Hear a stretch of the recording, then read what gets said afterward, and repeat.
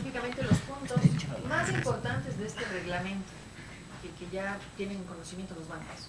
El reglamento general a la ley de cheques que ha sido publicado en el registro oficial del 12 de septiembre de este año, primero que compendia o recoge todas las normativas posteriores salidas al reglamento anterior del año 2002.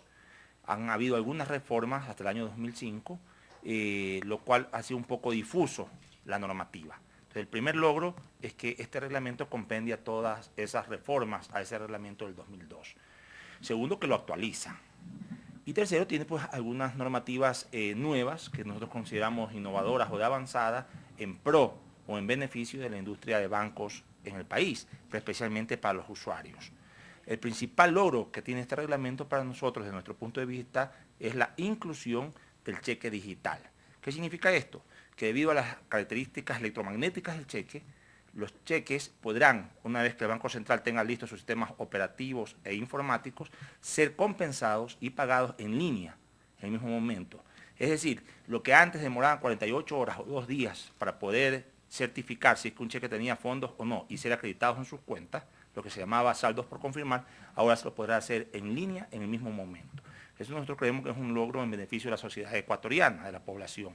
De ahí tenemos otras reformas, tales como el permiso para que, o el procedimiento para que los analfabetos puedan cobrar un cheque. Está especificado. Se presenta con su cédula, es debidamente inteligenciado por el señor de la ventanilla, del acto que va a hacer, se le saca una fotocopia a la cédula, se le pide que ponga su huella digital y puede ser cobrado un cheque por los analfabetos.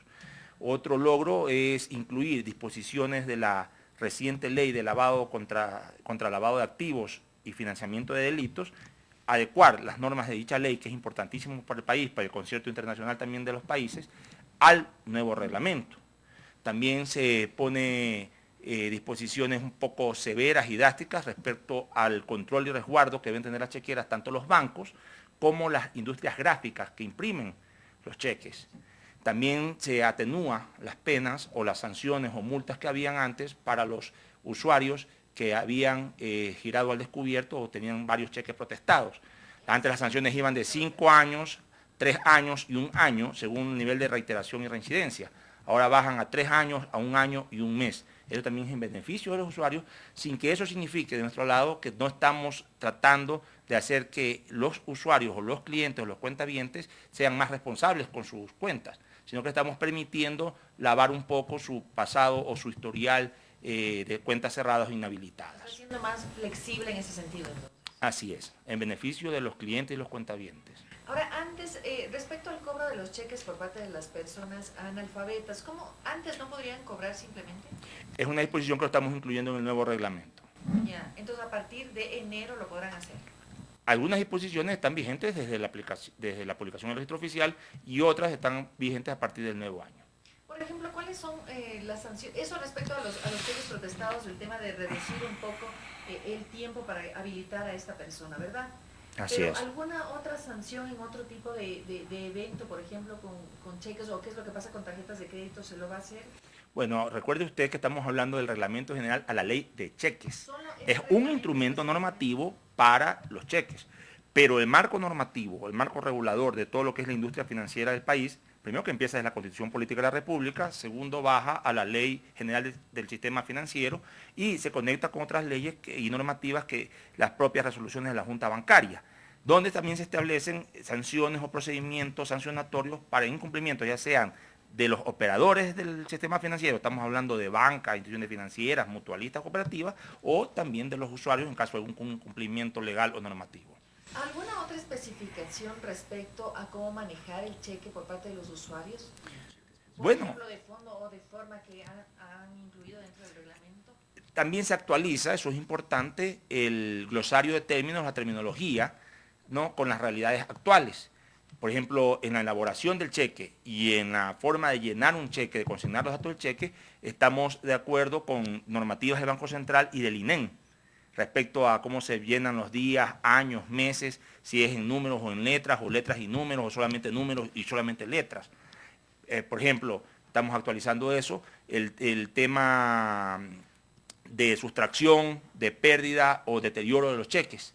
y qué implicaciones tiene respecto a las acciones que puede seguir un usuario, si es de suspensión, si es de revocatoria o anulación de una chequera. Todo eso estamos actualizando esa normativa, reitero, primero viendo la industria, la solidez y solvencia de la industria del sistema financiero, pero principalmente el beneficio de los usuarios. ¿Qué pasa con los cheques certificados, por ejemplo? Los cheques certificados siguen con su mismo estado actual. En el tema del endoso... Hay una diferencia que es importante respecto al cheque de gerencia. Nosotros generalmente consideramos un cheque de gerencia un cheque que nos entrega el gerente o el responsable de una agencia bancaria a una persona, cuando el anterior reglamento establecía que el cheque de gerencia era solamente para gastos administrativos de esa agencia bancaria, ¿no? Pero le estábamos dando un uso que no estaba establecido ni en la ley ni en el reglamento. Actualmente, el reglamento define ese cheque de gerencia como un cheque provisional que le dan a cualquier cliente o a cualquier usuario que tiene fondos y tiene cuentas en ese banco, que es otorgado por un gerente, que es el verdadero uso que le hemos venido dando. Ya, eso también se ha regulado. Por ejemplo, nosotros leíamos que en el tema de llenar los cheques, si existía una cantidad distinta en letras y en números, se le pagaba igual, pero con la cantidad que se va o que se ha llenado en letras. Eso es no se debería de haber hecho ni con el anterior reglamento ni con el actual reglamento, ¿no? Porque si hay una inconsistencia entre lo que dicen números y en letras, eso es un defecto de fondo y de forma. ¿Se debería devolver el cheque? Hay dos clases de devolución de cheque. La devolución es el efecto que causa dos actividades. El uno, el protesto, y el otro es el rechazo. Protesto cuando se ha girado al descubierto, o sea, cuando no existe fondos en la cuenta.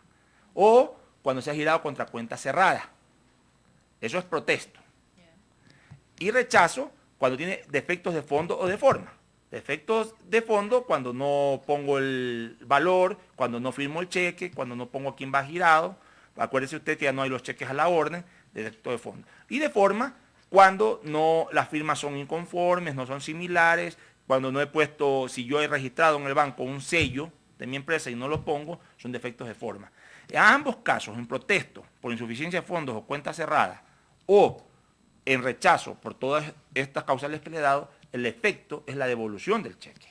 Ya, no podrán ser cobrados. Uh-huh. Ahora, por parte de la Asociación de Bancos Privados, ellos dicen que existen muchas dudas todavía sobre este tema del nuevo reglamento. ¿Ha existido la socialización suficiente sobre estos cambios con ellos, por ejemplo? Con la Asociación de Bancos Privados mantenemos una muy buena relación, franca relación.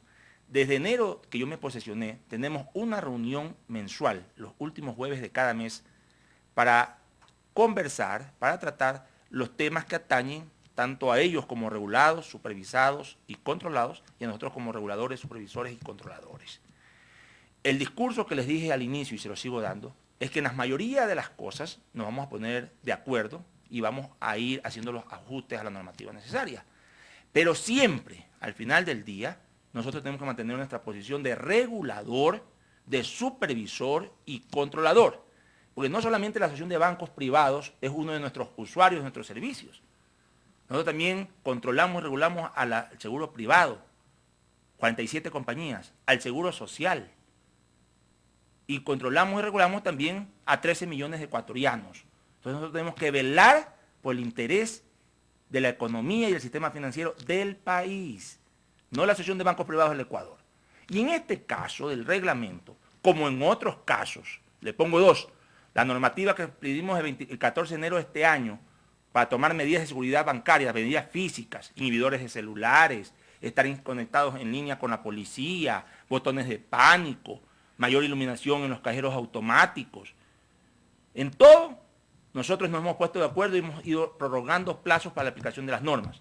En otro tema, la nueva normativa para calificación de activos de riesgo, de cartera, que se publicó en marzo y que se la reformó en octubre, siendo conscientes de la necesidad de que ellos puedan ajustar sus sistemas operativos y que nosotros también lo podamos hacer, acabamos la semana anterior, siendo sensibles al pedido de ellos, de prorrogar por 6 meses más. Esa normativa entraba también el 1 de enero. Imagínense, de marzo a octubre, de octubre al 1 de enero, y ahora nos vamos al 1 de julio. En este caso, ellos también conocían, y ha sido debidamente debatido y socializado, el texto de este reglamento. Que no concuerden o no estén de acuerdo en muchas de las disposiciones es otra cosa, señorita, pero debo dejar constancia de que ha sido debidamente socializado y con la debida antelación y anticipación. Y tanto ellos como el Banco Central como nosotros debemos estar listos con nuestros sistemas informáticos y operativos y administrativos para su correcta aplicación a partir del 1 de enero. La ley siempre prohibió dar cheques postfechados o postdatados, ¿no? Generalmente, por desconocimiento de algunos o algunos con conocimiento, lo hemos utilizado como garantía de crédito, ¿no? Como una carta de crédito o garantía. Si yo vendo algo y lo vendo a plazo, dame un cheque por el saldo, ¿no? Pero eso no es legal, no es estrictamente o ortodoxamente lo que debemos hacer. Lo que se está haciendo en este reglamento es reiterar esa normativa de que sea el cheque postdatado o antedatado, tiene que ser pagado en el momento, porque es una orden incondicional de pago en el momento a la presentación y a la vista. Lo que estamos haciendo es reiterar eso. ¿Cómo controlar en ese sentido de que no se emitan cheques postfechados? Bueno, lo controlará el mercado al momento de que una persona que se acerque, que entregue un cheque para después de 90 días y el señor, el beneficiario de ese cheque lo presenta al cobro, lo cobrará en el día 2, 3, sin esperar los 90 días. Y esa persona no podrá argumentar o alegar de que yo lo di como garantía o lo di a 90 días. Eso está prohibido. Está prohibido legalmente.